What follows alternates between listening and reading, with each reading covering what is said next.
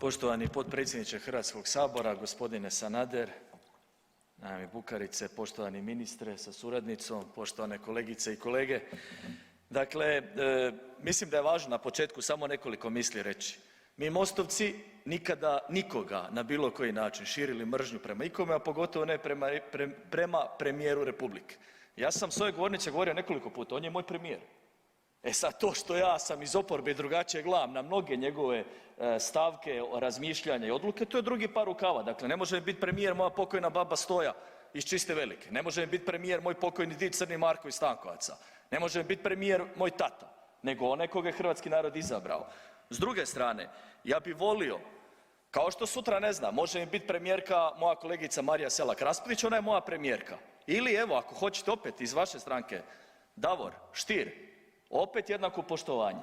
S druge strane, volio bi da premijer Hrvatske ima jači gard, da ima jači stav i da ja imam feeling, dojam kao građanin Republike Hrvatske, kao Hrvat, da više štiti Hrvatsku i Hrvate od možda, ne znam, nekih drugih interesa na razini Europske unije. Ono što mene brine kao građanina, a onda i kao zastupnika kojeg su ljudi Rijeke, Istre, moga Kvarnera poslali ovdje u Hrvatski sabor je nekoliko stvari. Meni se čini kao da ti neki političari Europske unije imaju kristalnu kuglu. Čuli ste ministra zdravlja, dakle Njemačke. Kaže čovjek na jesen mrtav hladan u intervjuu, citiram ga, dolazi virus opasniji od delte, a širit će se jače od omikrona. Pa na čemu su ti ljudi? Pa koje droge oni uzimaju? Pa s kojom baba Vangom ili su proročki sinovi? Pa imaju direktan odnos s Isusom Kristom i onda oni dobiju, točno znaju šta nas čeka na jesen. Pa dajte ljudi, saberimo se.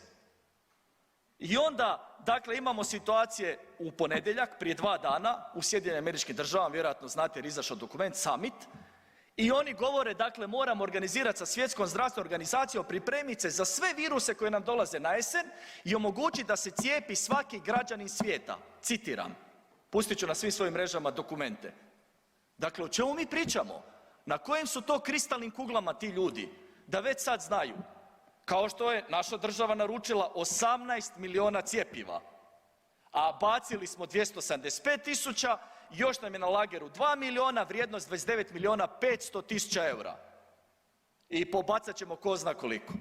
Da me ne bi sad ovi koji bdiju nadamnom, kogod hoće, svaki utorak prijepodne cijepi se prijatelju, svaki utorak i onda u subotu još dodatno.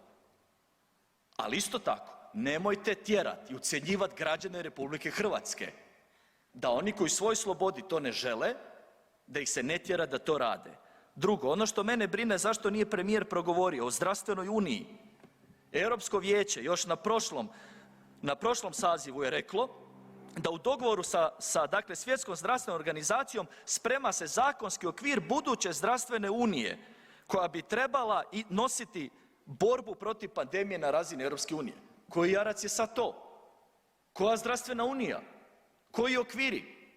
Zar su zato naši momci ginuli u Domovinskom ratu? Da mi sutra dođe neko tamo, neko tijelo i da kaže i mi ćemo sad vama govoriti kako ćete vi, šta ćete to. Nećemo. Ja vam kažem nećemo. Nećemo, čovječe, staću na prvu liniju s ljudima, bez patetike, bez politikanstva. Oni koji nas znaju da smo na to spremni. Zato se i tresu. Staćemo uz ljude, nećemo. Ako u tom ne vidimo smisao, ako vidimo hoćemo, naravno, jer smo razboriti ljudi.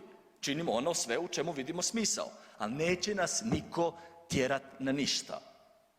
Slobodni smo i slobodni ćemo ostati. Zato su ginuli naši momci.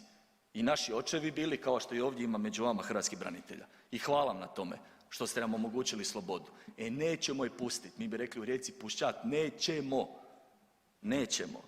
Dakle, želim da premijer u ovom mandatu, još koliko mu ostalo do kraja, ima više u fokusu svoj narod, svoju državu, da brinemo o energentima, o samodostatnosti, da radimo na tome koliko god možemo, da čuvamo zdravlje građana